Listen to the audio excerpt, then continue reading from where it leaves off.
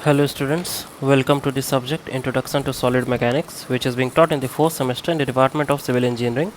We are right now in the 6th lecture of the module 6. In this lecture, we will see deflection of a cantilever with a UDL for a distance a from the fixed end. देखिए, इससे पहले आपने एक cantilever को देखा था जिसमें हम लोग बात कर रहे थे यूडीएल कंप्लीट लेंथ पर, ओके। लेकिन इस केस में हम लोग बात कर रहे हैं यूडीएल सिर्फ लेंथ ए तक, ठीक है। इससे पहले आपने देखा था cantilever with a point load, ठीक है, cantilever with a point load free end पे, और उसके बाद हमने देखा था cantilever with a point load at a distance a. तो यहाँ मैंने बताया था कि अगर बस इतने कैंटिलीवर को हम लोग कंसिडर करें, ठीक है, तो फिर इसके लिए इक्वेशन हमें बहुत आसानी से पता चल सकता है। वही चीज़ यहाँ पर भी हम लोग करेंगे यूडीएल के केस में भी। अगर हम लोग सिर्फ और सिर्फ इतने कैंटिलीवर को कंसिडर करें तो हमें पता है कि ये कैंटिलीवर का लेंथ है और इस पर कंप्लीट लेंथ में यूडीएल है, तो इसका इक्वेशन हमें ऑलरेडी पता होगा, ठीक है। उसके बाद दूसरी चीज़ ये रहेगी कि ये लेंथ ए के बाद यहाँ कोई भी आपको बेंडिंग नहीं मिलेगा जो आपका बीम है उसमें, ठीक है। क्यों? क्योंकि जो भी बेंडिंग मोमेंट एक्ट कर रहा है वो इसी पार्ट में एक्ट हो रहा है, इसके आगे एक्ट नहीं हो रहा है। मतलब ये स्ट्रेट लाइन होगा, मतलब थीटा सी जो होगा that will be equal to theta B. मतलब यहाँ अगर मैं स्लोप लूँ थीटा सी और यहाँ स्लोप लूँ तो थीटा बी दोनों सेम होगा, ठीक है। ये दो पॉइंट आप अगर ध्यान में रखते हैं तो बहुत आसानी से आप थीटा सी की वैल्यू लिख सकते हैं, ठीक है। Theta C will be equal to W, क्या होता था उधर, W L Q upon 6 E I, ठीक है। तो यहाँ क्या होगा, डब्लू एल की जगह ए, W a Q upon 6 E I, ठीक है। और वाई सी भी आप बहुत आसानी से लिख सकते हो, W A to the power 4 by 8 E I. ये कहाँ से मैंने लिख दिया, ये दोनों वैल्यू कहाँ से लिख दिया, यहाँ से लिख दिया। देखिए ना, डब्लू बी क्या है, W L to power 4 8 E I, तो वही डब्लू एल की जगह क्या लिख दिया, ए लिख दिया, ठीक है। पॉजिटिव निगेटिव क्या है, निगेटिव मतलब क्या है, मतलब जो भी आपका डिफ्लेक्शन है नीचे की ओर हो रहा है, ठीक है। पॉजिटिव निगेटिव का यही मतलब है। तो लोड देखकर क्या बता ही सकते हो, अपवर्ड डाउनवर्ड्स आप लिख सकते हो बहुत आसानी से, ठीक है। चलिए, तो सी का तो बहुत आसानी से हमें पता है, ठीक है। कैंटिलीवर के जो पॉइंट लोड पड़ा था उसके केस में भी हम लोग बहुत आसानी से लिख दिए थे। इसमें एक चीज़ और आएगा, क्या आएगा कि जब थीटा बी की बात आएगी तो वो हमें बताना पड़ेगा। थीटा बी तो वो भी आपको पता है कि थीटा बी जो है आपका, theta B it will be equal to theta C. वो कितना आएगा, तो W a Q upon 6 E I, ठीक है। W a Q upon 6 E I, वो भी आपको अच्छे तरीके से पता है, ठीक है। थीटा सी थीटा बी भी हो गया। फिर वाई सी निकल गया है, वाई बी आपको बताना है कि वाई बी कितना होगा।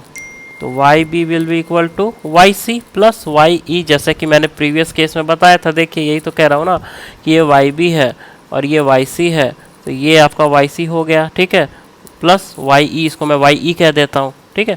तो ये कितना हो जाएगा, ये हो जाएगा, ये एंगल अगर आपको पता है थीटा सी और ये डिस्टेंस एल माइनस ए है तो L minus A into theta C, तो ये भी आपको पता चल गया। Y B will be equal to this plus this, ठीक है। तो ये आपको निकल कर आएगा, जो आपकी वाई बी है वो निकल कर फाइनली क्या आएगा, W A 4 by 8 E I that is Y C plus W A cube upon 6 E I L minus A, this is equal to Y B, ठीक है। चलिए,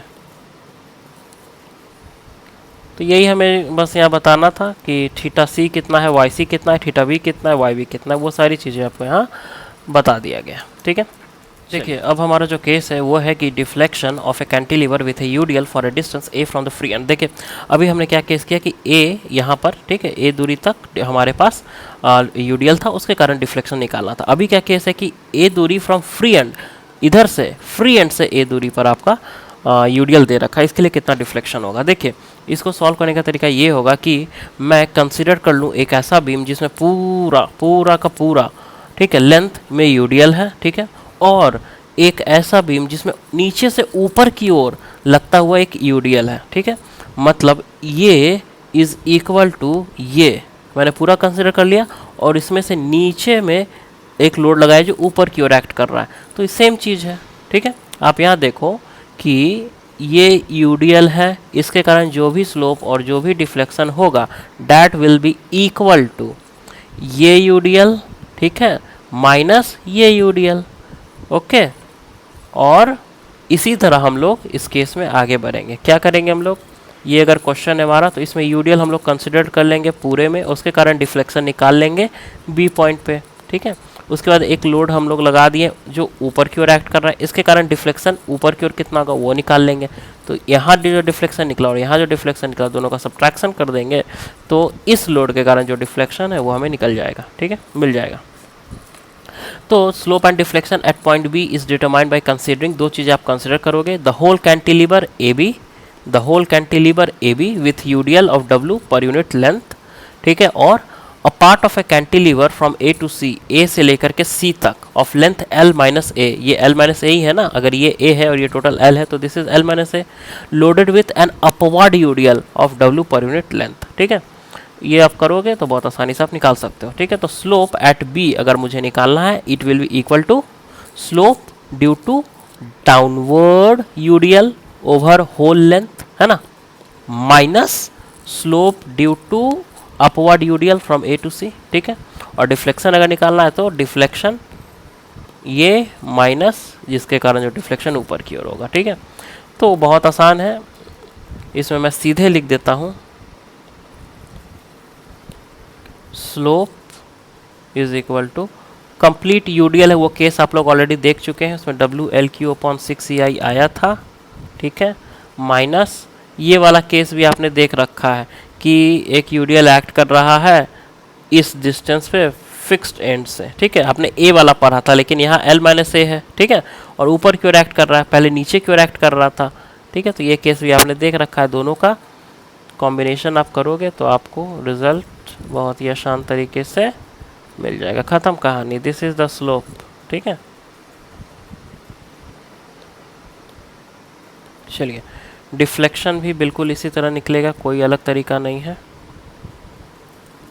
यूडियल के लिए डिफ्लेक्शन कितना होता है तो आपको पता है कि WL4 अपॉन 8EI होता है, डन, माइनस एक यूडियल एक्ट कर रहा है, ठीक है, तो इसके लिए डिफ्लेक्शन कितना होता है तो देखिए अभी अभी तो आपने निकाला है ना डिफ्लेक्शन, ये देखिए यही तो है डिफ्लेक्शन, आपने निकाल रखा है।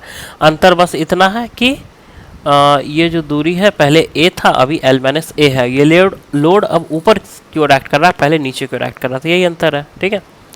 माइनस W ए की जगह मैं एल माइनस ए यूज़ करूँगा, ठीक है, क्योंकि आपको लेंथ वो चाहिए जो फिक्स्ड एंड से यूडियल तक की है।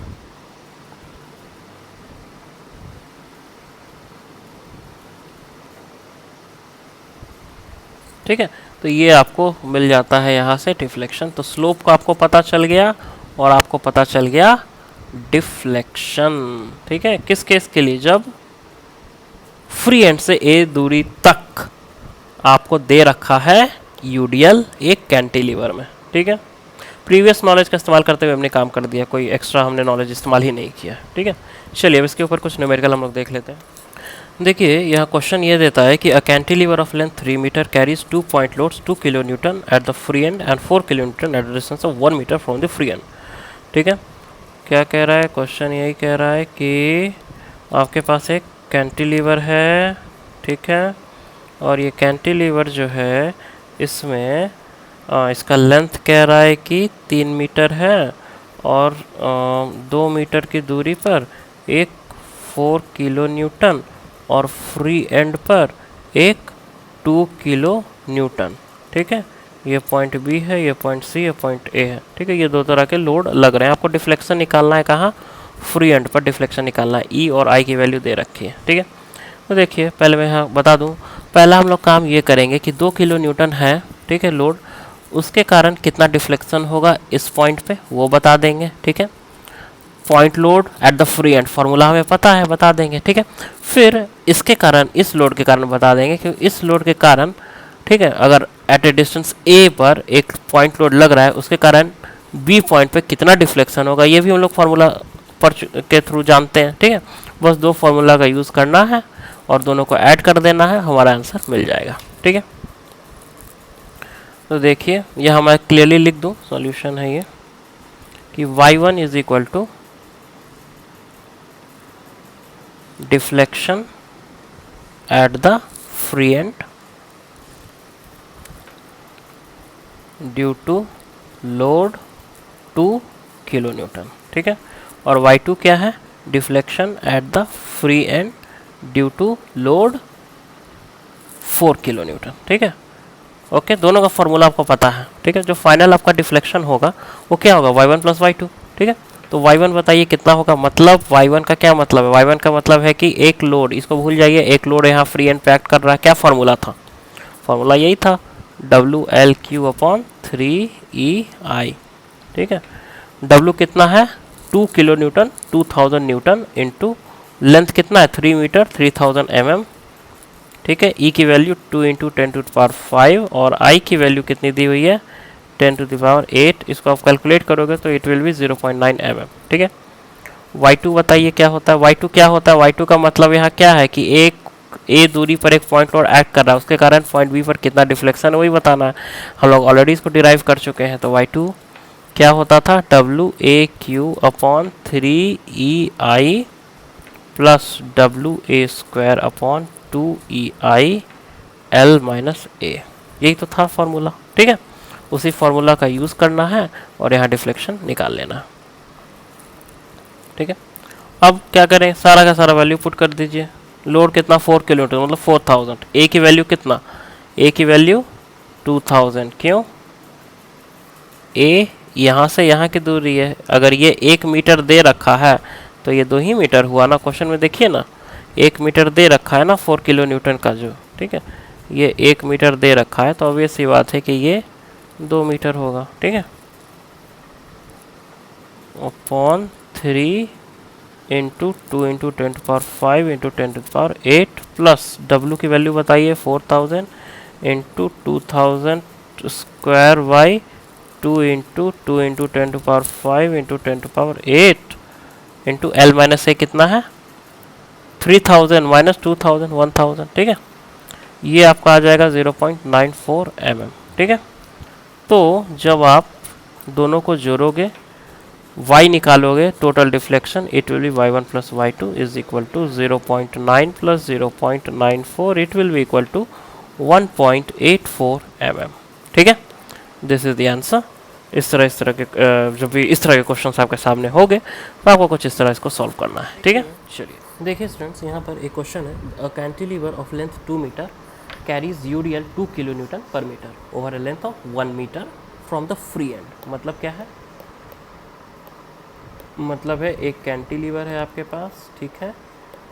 ये जो कैंटिलीवर है आपका ये 2 मीटर का तो है, और जो फ्री एंड से 1 मीटर की दूरी है वहाँ पर ये एक UDL कैरी कर रहा है, ठीक है। टोटल लेंथ 2 मीटर की है और साथ ही साथ 1 किलो न्यूटन का फ्री एंड पे एक पॉइंट लोड भी एक्ट कर रहा है, ठीक है।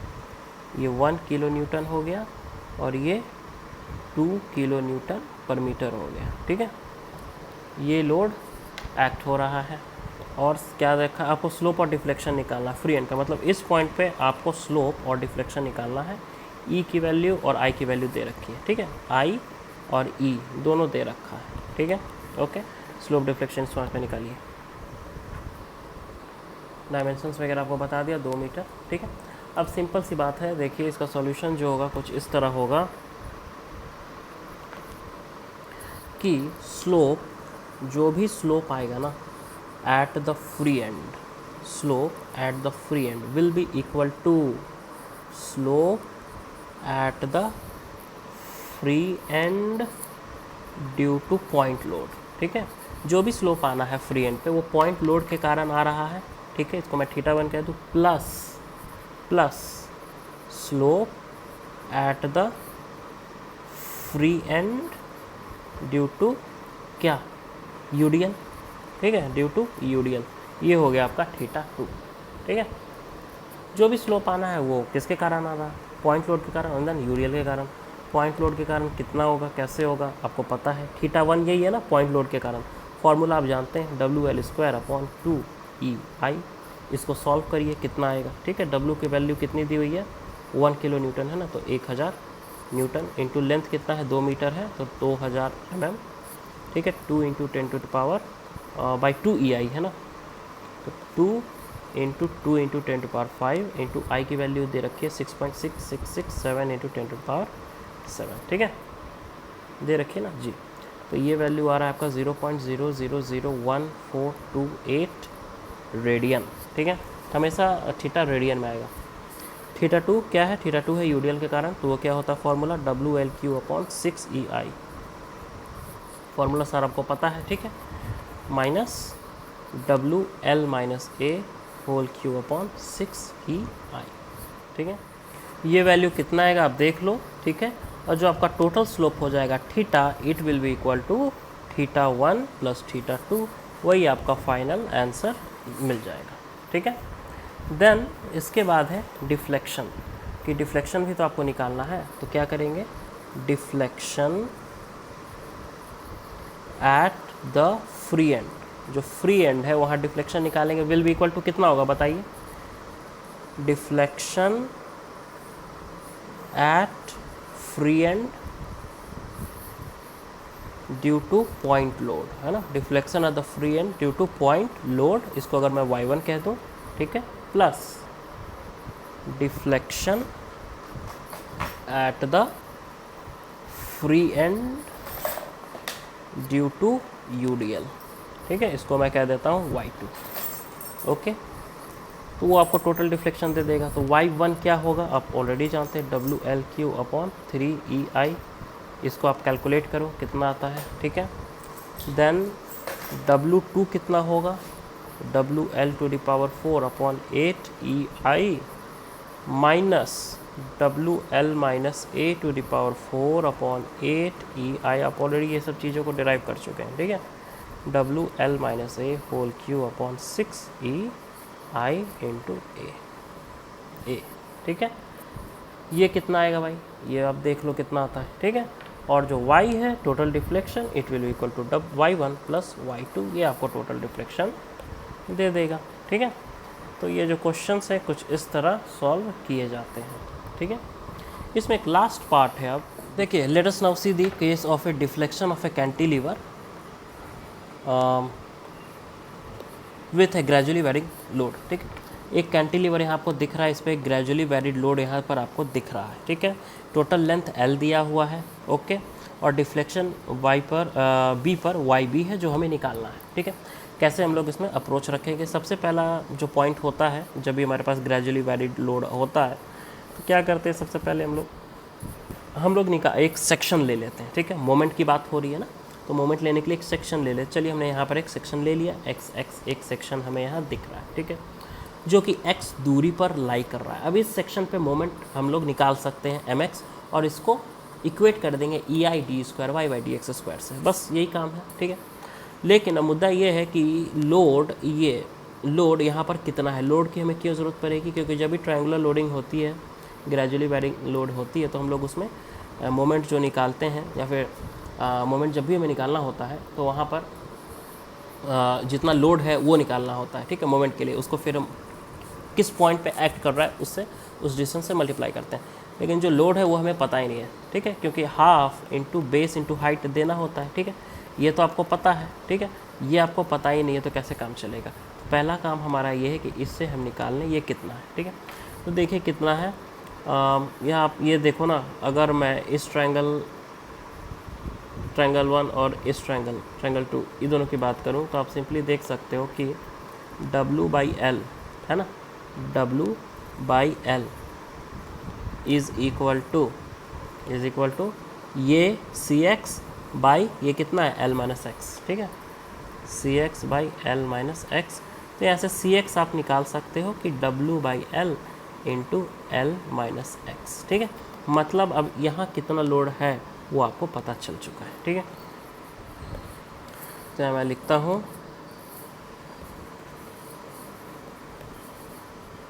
The load at x is equal to W/L L - x, ठीक है। मतलब क्या, ये वैल्यू कितना है वो आपको पता चल चुका है, ठीक है। अब बताइए मुझे moment mx moment at x कितना होगा। सिंपल सी बात है, क्या हम लोग करते थे, अगर इस सेक्शन है यहाँ पे कितना मोमेंट एक्ट कर रहा है, या तो लेफ्ट और या फिर right of the section consider करेंगे, ठीक है। तो राइट ऑफ द सेक्शन अगर कंसिडर करेंगे तो क्या लिखेंगे, ट्रायंगल के लिए half into base into height, कहाँ से एक्ट, इस पॉइंट से कहाँ एक्ट करेगा, जो भी डिस्टेंस है उसका 1/3 पे, ठीक है। तो mx लिख दीजिए, हाफ इंटू बेस कितना है, l माइनस एक्स है, इंटू हाइट बोलिए, हाइट मतलब जो लोड एक्ट कर रहा है वो अभी हमने निकाला है W/L, L माइनस एक्स, ठीक है। कितनी दूरी पे एक्ट कर रहा है, तो 1/3 ऑफ L माइनस एक्स पे, ठीक है। लोड क्या है, नेगेटिव, इसलिए माइनस साइन दे दीजिए, is equal to minus W/326 L minus X का होल क्यूब, ठीक है। mx निकल गया। लेकिन हमें ये भी तो पता है कि this must be equal to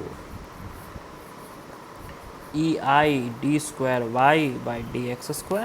है ना, it must be equal to W/6L L minus X whole cube, ठीक है।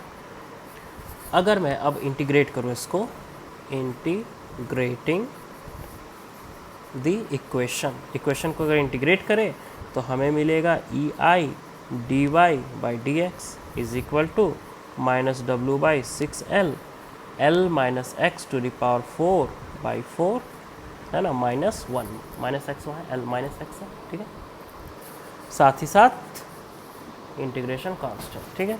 तो कहने का मतलब है कि जो हमें यहाँ दिख रहा है वो क्या है, EI/dy/dx is equal to minus minus plus हो जाएगा, ठीक है, 24L L minus X to the power 4 plus C1,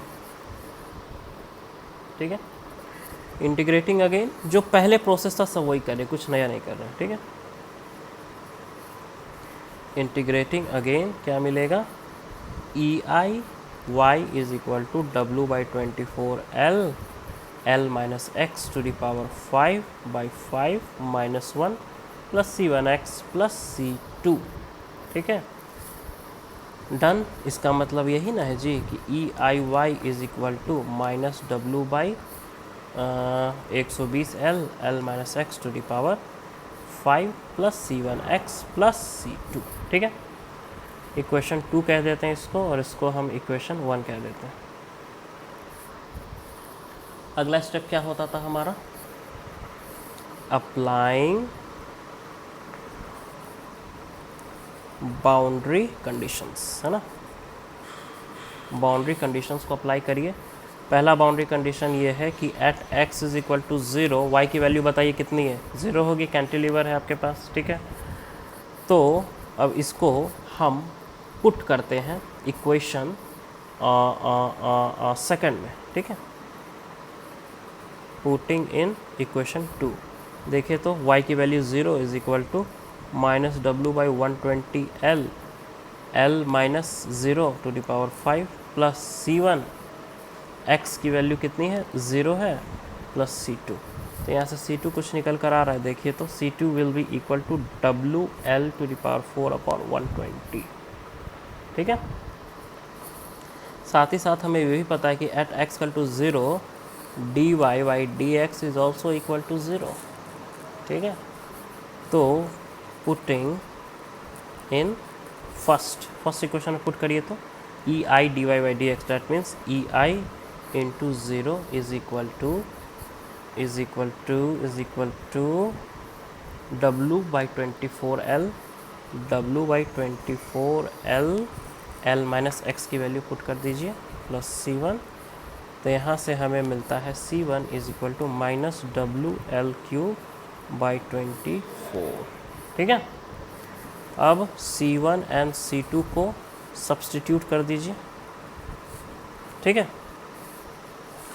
तब क्या मिलेगा, इन इक्वेशन फर्स्ट आपको मिलेगा EI/dy/dx is equal to W/24L L minus X to the power 4 minus WL3/24।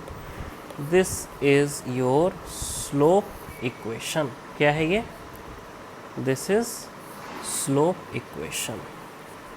किसके लिए, कैंटिलीवर बीम के लिए, जहाँ ग्रेजुअली वैरिड लोड एक्ट कर रहा है, ठीक है। अब देखिए मैं कहता हूँ कि theta B is slope at the free end B, है ना, slope at the free end B that is D Y by D X at B. इसका मतलब क्या, x की वैल्यू कितना है वहाँ, l, है ना। ये मैं कह रहा हूँ, देखिए क्या कहना चाह रहा हूँ, जो थीटा बी है ना यहाँ पर, ठीक है, थीटा बी है ना, theta B slope at B, और b का मतलब क्या, x टू l, ठीक है। तो इक्वेशन में अगर मैं पुट करूँ, ठीक है, E I theta B slope equation में is equal to W by 24L, L minus L to the power 4 minus W L Q by 24। तो यहाँ से थीटा बी निकाल लीजिए आप, theta B will be equal to minus W L Q upon 24 E I. और ये हमेशा याद रखना है कि जो भी आंसर्स आपके आएंगे थीटा के, ये रेडियंस में आपको मिलेंगे, ठीक है। चलिए, अब जो C1 C2 को हमने पुट किया था इक्वेशन 1 में, अब मैं क्या करता हूँ, putting C1 and C2 in equation 2, ठीक है। तो पुट करके देखिए आपको मिलेगा ये E I Y equal to minus W upon 120L, L minus X to the power 5 minus W L Q upon 24 X plus C2 W L 4 upon 120। ये जो इक्वेशन आपको दिख रहा है, दिस इक्वेशन इज क्या है ये, this is deflection equation, deflection equation, ठीक है।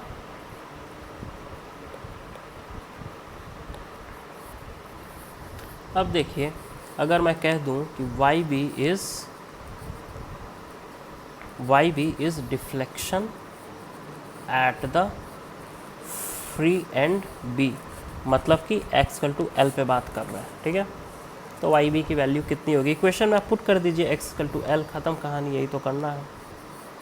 Minus W upon 120L, L minus L to the power 5 minus W L Q upon 24 into L plus W L to the power 4 upon 120, 0 minus W L to the power 4 upon 24 plus W L to the power 4 upon 120, ये आपको आएगा minus W L to the power 4 upon 30, ठीक है। तो Y B is equal to minus W L to the power 4 upon 30 E I. मतलब कि जब आपके पास एक कैंटिलीवर है जिस पर यू वी एल एक्ट कर रहा है, जहाँ डब्लू उसके फिक्स एंड की तरफ है, जीरो लोड उसके फ्री एंड पर है, उस केस में डिफ्लेक्शन पॉइंट बी पर कितना होगा वो आपके सामने है। इक्वेशन क्या होगा डिफ्लेक्शन का वो आपके सामने है, स्लोप कितना होगा बी पॉइंट पे वो आपके सामने है, और स्लोप इक्वेशन कितना होगा वो भी आपके सामने है, ठीक है।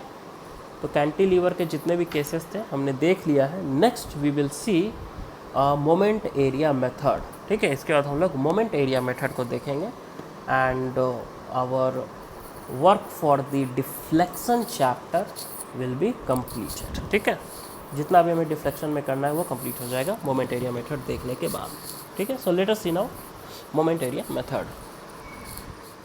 देखिए, अब हम लोग शुरू करते हैं moment area method. Moment area method का मतलब क्या है, इस मेथड में ऐसा है कि change of slope between any two points, ठीक है, दो पॉइंट है मानिए, ओके। हम मान लेते हैं कि दो पॉइंट है, ये एक कैंटिलीवर है जिसका स्लोप मैं दिखा रहा हूँ आपको। तो इसमें दो पॉइंट है, मान लीजिए पहला पॉइंट ये है, दूसरा पॉइंट ये है, दोनों का स्लोप है कि नहीं है, ठीक है, दोनों का स्लोप है। तो जो चेंज इन स्लोप आ रहा है ना बिटवीन एनी टू पॉइंट्स, कोई भी दो पॉइंट ले लीजिए, उनके बीच में जो चेंज इन स्लोप आ रहा है, ये अगर थीटा 1 है तो थीटा 2 होगा, ठीक है, चेंज इन स्लोप आ रहा है। तो जो change in slope between any two points है ना, इट इज़ इक्वल टू, कोई भी लोड लग रहा है मानिए, हमें पता नहीं क्या लोड लग रहा है, ठीक है, इट इज़ इक्वल टू कितना, net area of the bending moment diagram between these two points divided by E I. Moment area method में आपको ये बताया जा रहा है कि कोई दो पॉइंट आप ले लीजिए, दोनों पॉइंट का जो भी थीटा आ रहा है दैट इज स्लोप, ठीक है, उस थीटा का डिफरेंस ले लीजिए, that is theta 1 minus theta 2, slope का डिफरेंस, ठीक है। It will be equal to area of the bending moment diagram between this two points. तो ये पॉइंट लिया और आपने ये पॉइंट लिया, ये दोनों पॉइंट के बीच में बेंडिंग मोमेंट डायग्राम आप बना लो। जो भी बेंडिंग मोमेंट डायग्राम इस लोड के कारण आ रहा है वो बेंडिंग मोमेंट डायग्राम बना लो इस दोनों पॉइंट के बीच में, और उस बेंडिंग मोमेंट डायग्राम का एरिया को अगर आप ई आई से डिवाइड करोगे, ठीक है, एरिया को अगर ई आई से डिवाइड करोगे it will give you theta 1 minus theta 2, ठीक है। यही है कॉन्सेप्ट मोमेंट एरिया मेथड का।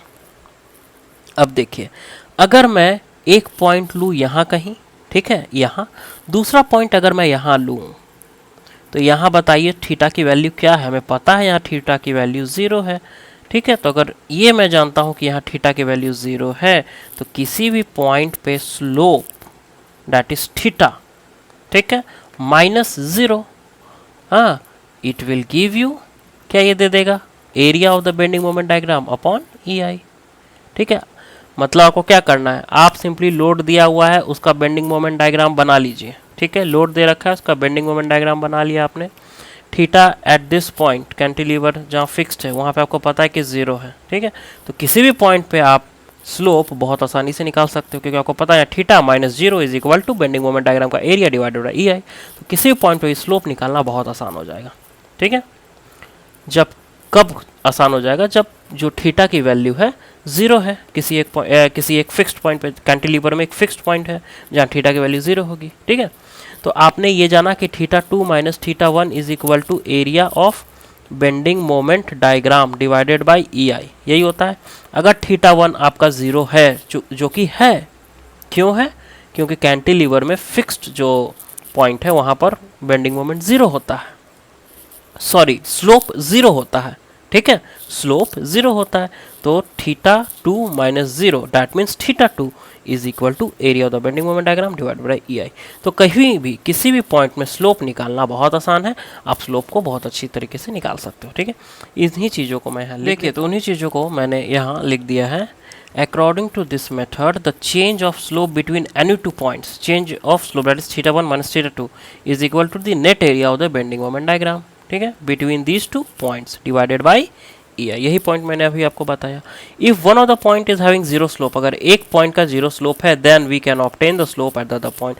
मतलब किसी भी पॉइंट पे आप आसानी से थीटा की वैल्यू निकाल सकते हैं मोमेंट एरिया मेथड का यूज़ करते हुए, क्योंकि एक पॉइंट पे अगर थीटा की वैल्यू 0 है तो दूसरे पॉइंट का theta is equal to area of bending moment diagram divided by E I, ठीक है। तो स्लोप निकालना बहुत आसान है। बिल्कुल इसी तरह डिफ्लेक्शन के लिए भी इसका यूज़ कर सकते हैं। Deflection at A point is 0, जो कि है, इस पॉइंट पे डिफ्लेक्शन आपका 0 है, ठीक है। Then deflection at point B can be given by, किसी भी पॉइंट पे आपको डिफ्लेक्शन निकालना है, it can easily be obtained, कैसे, y will be equal to a x bar upon e i। x bar extra आ गया, क्या है, एरिया तो आपका a तो area of bending moment diagram between a and b है, ठीक है।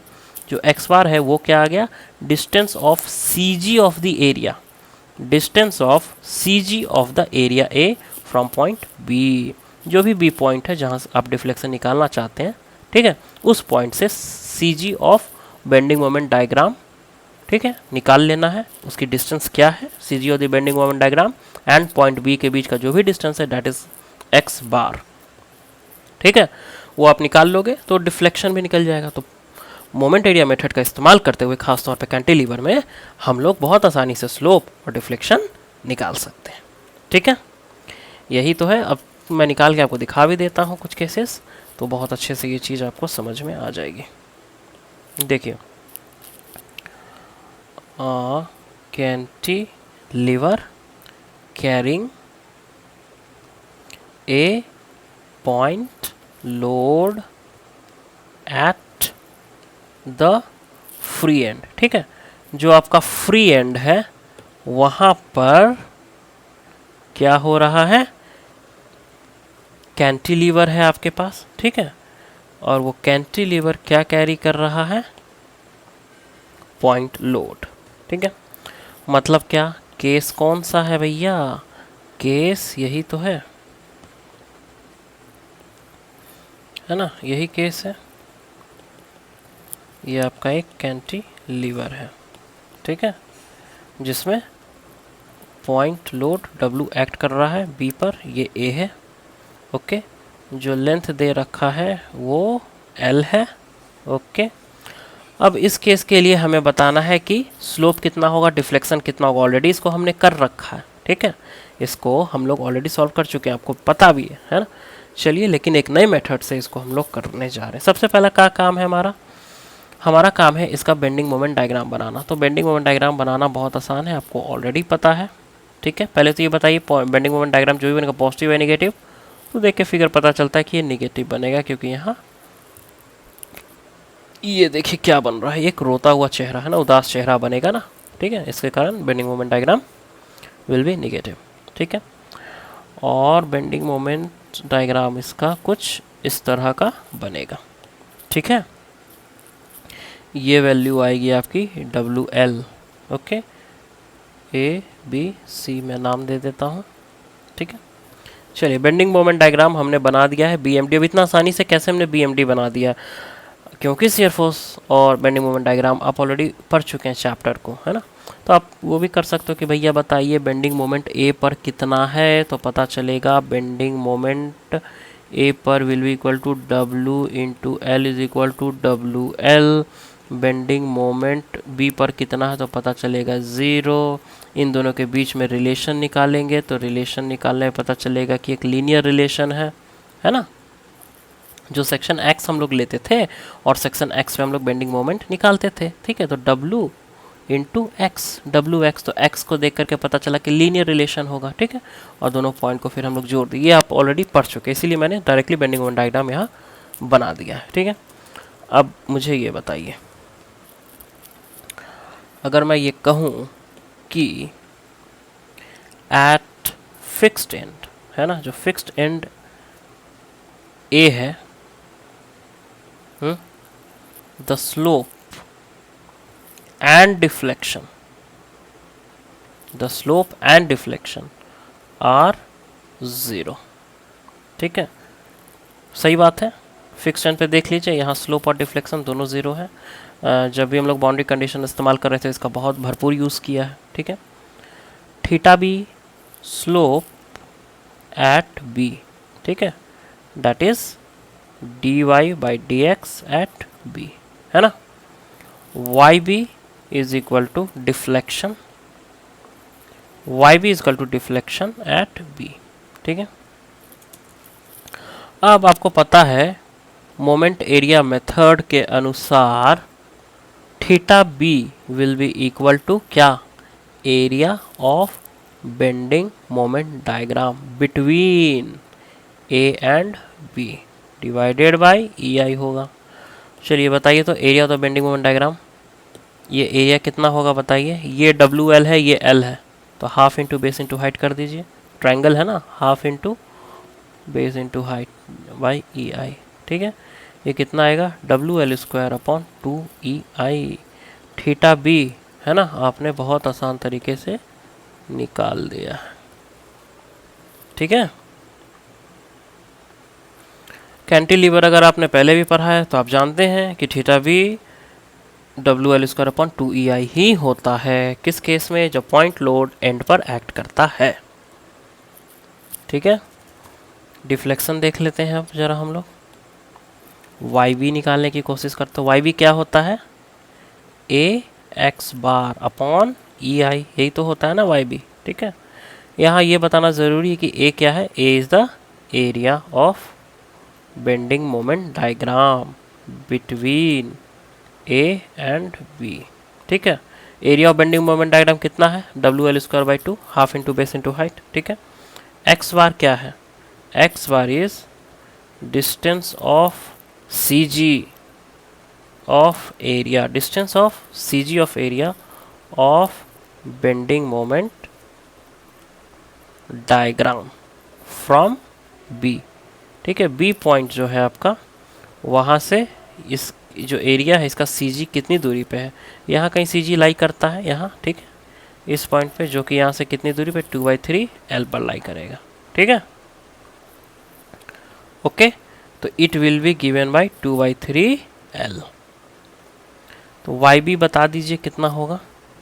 Y B will be equal to, area बताइए कितना है, WL²/2 इंटू सी जी बताइए X bar 2/3 L divided by E I, ठीक है। तो इसको आप सॉल्व करोगे तो you will get Y B is equal to WL³/3EI। तो इस तरह स्लोप और डिफ्लेक्शन मोमेंट एरिया मेथड से भी आपने निकाल लिया है पॉइंट लोड, ठीक है। चलिए, तो मोमेंट एरिया मेथड आपको समझ में आ गया, थीटा और वाई कैसे निकालते हैं, है ना। ओके, चलिए अब हम लोग देख लेते हैं केस कैंटिलीवर का ही, ठीक है। कैंटिलीवर कैरिंग यूडीएल, ठीक है।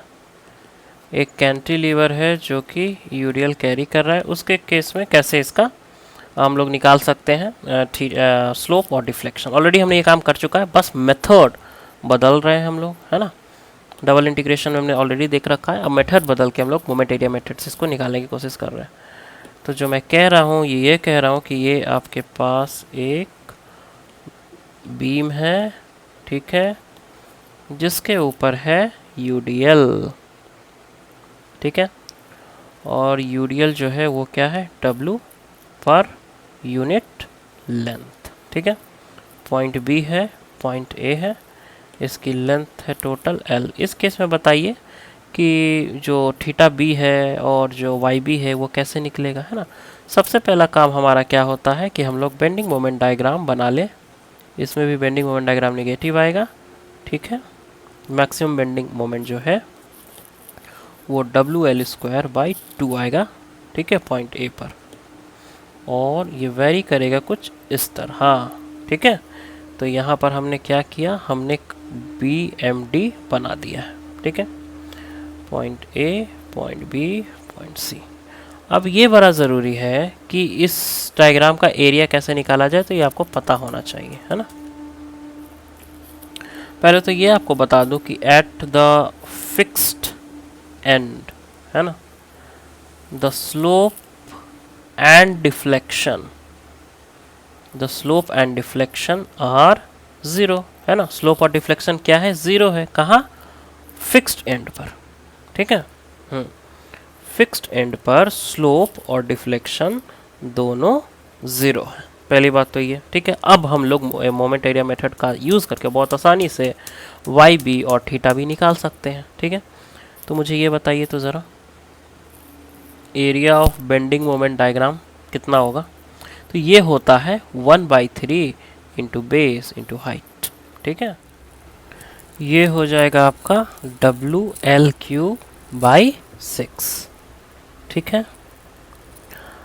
अब मुझे ये बताइए कि जो डिस्टेंस ऑफ CG है of the bending moment diagram from B कितना है। इसको x बार से डिनोट करते हैं, ठीक है। ये डायग्राम देखिए, इस तरह के डायग्राम में it is given as 3/4 L, ठीक है। कितना, 3L/4, ठीक है। पैराबोलिक है वो, ठीक है। तो पैराबोलिक में आपको याद रखना है कि 3L/4 पे CG लाई करती है, ठीक है। तो मुझे बताइए थीटा बी कितना होगा। Theta B will be equal to area of bending moment diagram by EI is equal to, area of bending moment diagram कितना निकाला आपने, WL³/6, ठीक है, एंड डिवाइडेड बाई EI, ठीक है। तो थीटा भी आपका निकल कर आ गया है WL³/6EI, ठीक है। चलिए अब मुझे ये बताइए वाई बी ये कितना होता है, AX⁻EI, यही होता है ना, ठीक है। तो मुझे बताइए एरिया कितना है। तो एरिया है WL³/6, देखिए अभी हमने निकाला है यहाँ पर, है ना, इंटू एक्स बार कितना है, एक्स बार है 3L/4 डिवाइडेड बाई EI। इसको सॉल्व करिए तो जो YB है आपका वो निकल कर आएगा WL⁴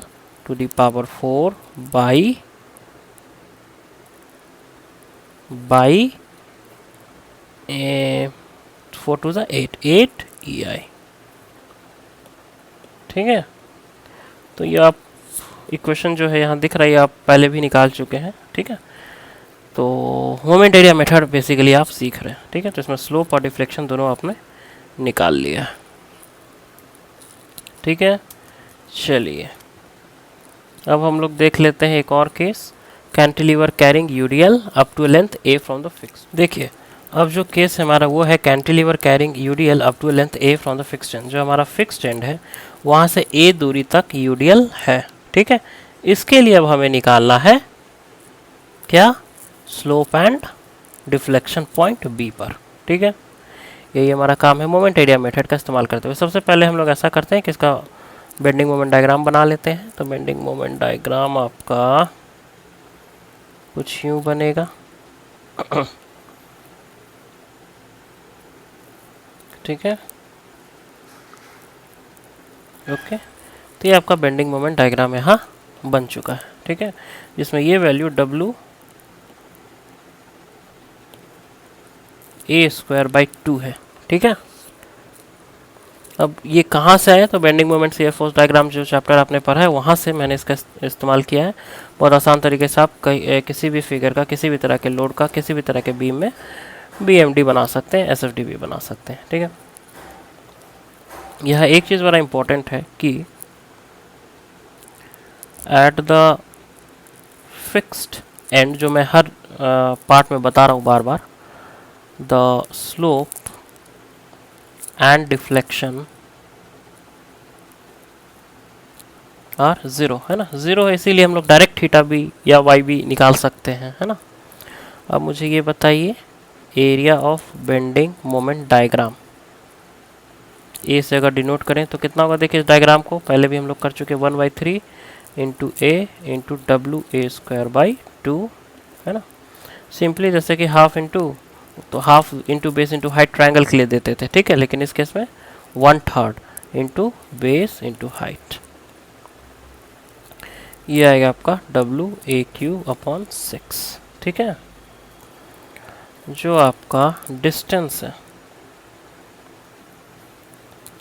distance of CG of bending moment diagram from B x bar is equal to, देखिए B पॉइंट से इसका CG कहीं यहाँ लाई करेगा। ठीक है, तो इस तरह का जब भी डायग्राम होता है तो जो उसका CG है वो कहाँ, यहाँ से कितना 3/4A पे लाई करेगा। ठीक है, लेकिन ये डिस्टेंस भी आपको बताना है, ये L-A है ना। टोटल x बार कितना हो जाएगा, L-A प्लस 3A/4। ठीक है, तो थीटा बी मुझे बता दीजिए कितना है। Theta B will be A/EI, area आपने कितना निकाला, WAQ/6EI। ठीक है,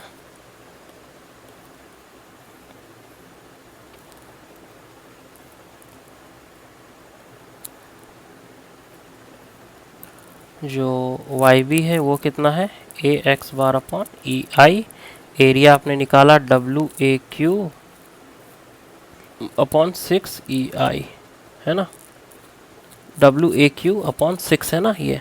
ठीक है, और EI तो है ही, इनटू x बार आपने कितना निकाला, x बार आपने निकाला L-A प्लस 3A/4। ठीक है, तो यहाँ से जब आप आंसर लिखोगे तो y भी आप बहुत आसानी से बता सकते हो कि WAQ/6EI L-A plus WA⁴/8EI।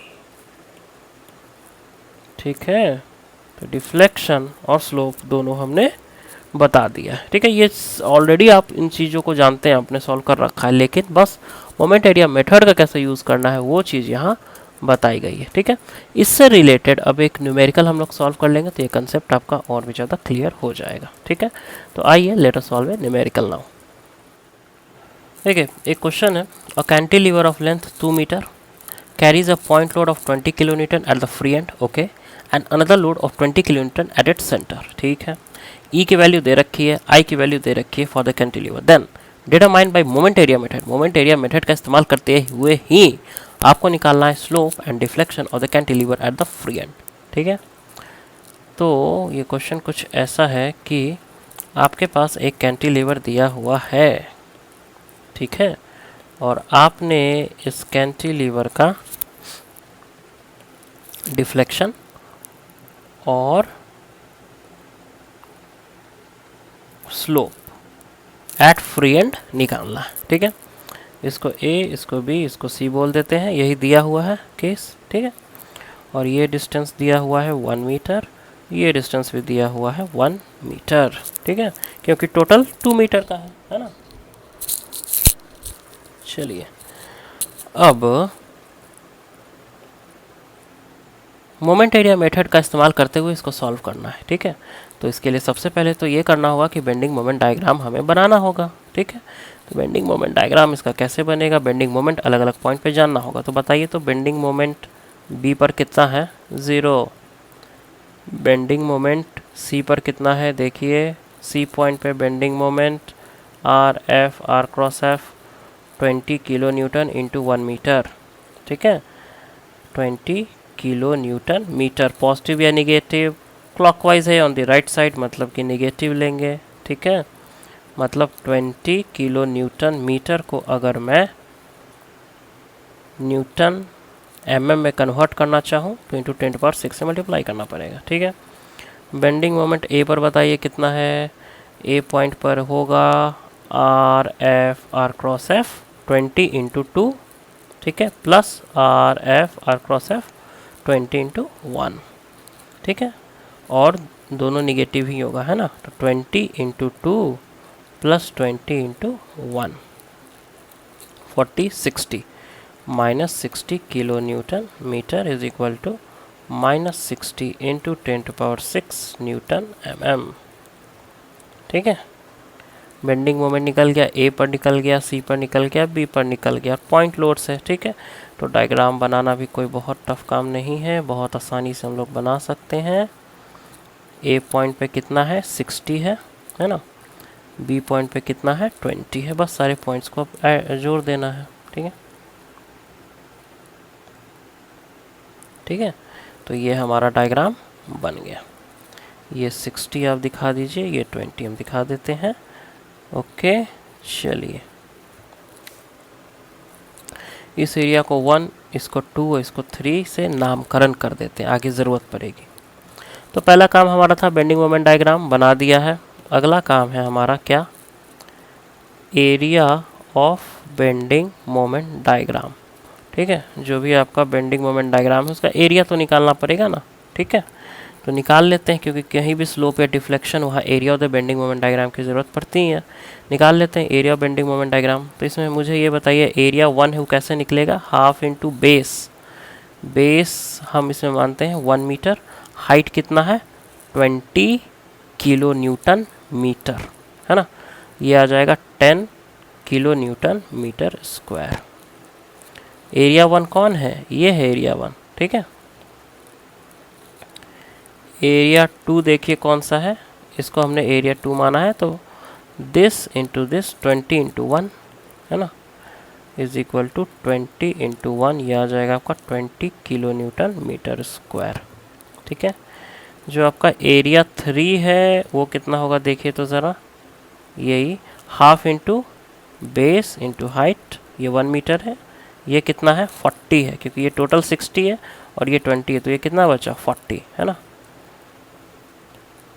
Half into base into height, ये आ जाएगा आपका 20 kilo newton metre square.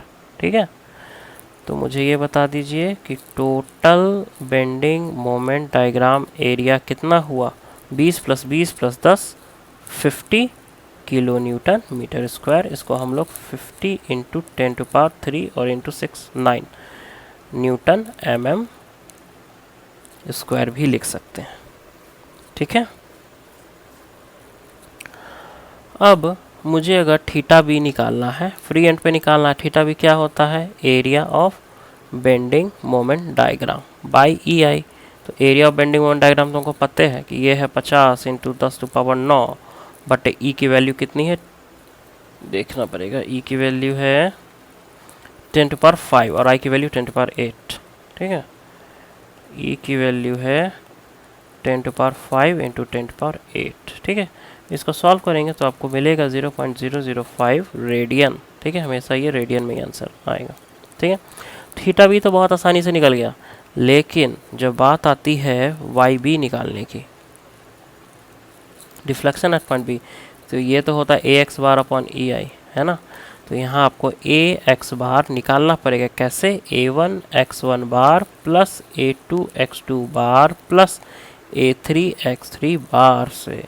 A1 कितना है तो हमें पता है, A1 10 है, x1 बार कैसे निकलेगा, तो जो बेंडिंग मोमेंट डायग्राम आपको यहाँ दिख रहा है, इसका बताइए सी जी पॉइंट बी से कितना दूरी पे है। तो सी जी ये पूरा 1 मीटर है, तो 2/3 ऑफ 1 मीटर मतलब 2/3, है ना। तो ये हो जाएगा 2/3 × 1। ठीक है, प्लस A2 × x2 बार। तो जो आपका A2 है, इसका सी जी यहाँ कहीं लाई करेगा, ये अगर 1 मीटर है तो ये 0.5 और ये 1 है तो 1.5। ठीक है, ओके। तो और वैल्यू एरिया का कितना है 20, है ना, 1 + 1/2 प्लस A3 कितना है, A3 है 20 और A3 का सी जी देखिए कहाँ लाई कर रहा है, यहाँ से लाई करेगा 2/3 पर। ठीक है, तो 2/3 × 1 + 1, 1 + 2/3 × 1। ठीक है, 20 × 1 + 2/3 × 1। ठीक है, तो ये आ जाएगा आपका 20/3 प्लस 10 × 3 30 प्लस 100/3, ये आपका आ जाएगा 70 kilo newton metre cube, and that can be written as 70 × 10⁻30 newton mm³। तो वाई बी बता दीजिए, ए एक्स बार कितना आया है, 70 × एक सेकेंड, यहाँ जो थोड़ा सा हम लोग चेक कर ले, किलो न्यूटन मीटर क्यूब है ना, तो किलो न्यूटन के लिए 10⁻3, मीटर के लिए 10⁻9, तो 10⁻12 होगा। ठीक है, यहाँ ये 12 होगा ना कि 13। ठीक है, चलिए, तो 70 × 10⁻12 बाई 10⁵ × 10⁸, ये आपको दे देगा 7 mm। ठीक है, तो डिफ्लेक्शन भी आपने निकाल लिया और स्लोप भी आपने निकाल लिया है। ठीक है, तो अगर लोड्स कुछ इस तरह एक्ट हो रहे हैं, जिसका बेंडिंग मोमेंट कुछ इस तरह का बन रहा है, तो कैसे आपका अप्रोच होगा ये देखना ज़रूरी है। जब डिफ्लेक्शन की बात होती है तो A1 x1 बार, A2 x2 बार, A3 x3 बार, ये सब यूज़ करना है। ठीक है, तो यहाँ पर मैं एंड करता हूँ डिफ्लेक्शन चैप्टर को। मॉड्यूल जो आपका था डिफ्लेक्शन ऑफ बीम्स यहाँ एंड हो जाता है। काफ़ी न्यूमेरिकल्स भी हमने देखे, डिफरेंट थ्योरीज भी हमने देखा है। ठीक है, एंड नेक्स्ट जो हमारा लेक्चर होगा उसमें हम लोग जो हमारा मॉड्यूल 1 है उसमें कुछ छूटा हुआ हिस्सा है, ठीक है, उसको मैं कवर अप करूँगा। ठीक है, चलिए।